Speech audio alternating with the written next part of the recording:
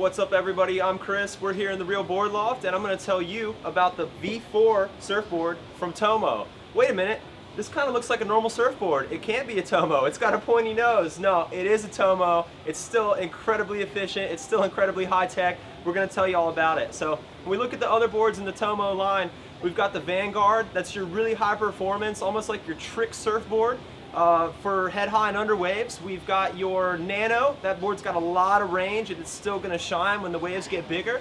And then we move on to the V4. The V4 takes a lot of those same elements from the planing hull efficiency that Tomo loves, and it incorporates some other elements from like a classic fish design. So in my opinion, when you look at the three boards, this is going to be the most carvy of the three boards. It's probably going to handle your bigger surf better. Any surfer can take almost any board if they're good enough on big waves and make it work. But when the waves get punchy, out of the three Tomo boards in the Firewire line, this is probably going to be the one you look to most. So let's talk about the V4. When we look at the V4, the wide point of the board is still pulled forward of the center. That's going to be extremely efficient paddling, and it's also going to get up and go once you stand on the wave. So we like that they've kept that shape, and they still have a very parallel outline to the rails. The rail outline staying parallel means the board's extremely efficient in the water.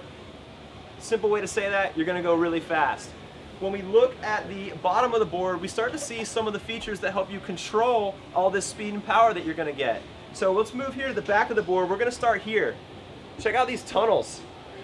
These things are crazy. So they've got insane deep and complicated channeling here on the back of the board.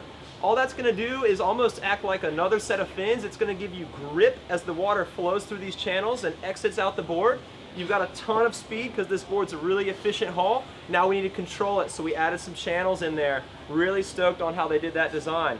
When we look at the bottom shape, there's a single concave running through the center of the board, and we get to a pretty aggressive double right here in the back. You can see there's really like a spiny V coming right here through this center, through this concave area right here. So extreme double concave right here. When we talked about the board being carvy, the board rolling rail to rail a little easier, that's the design that makes that happen.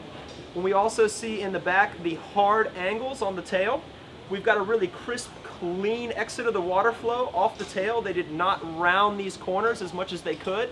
So it keeps the board lively, allows the board to move freely around as the water exits cleanly off the tail, off this nice clean edge.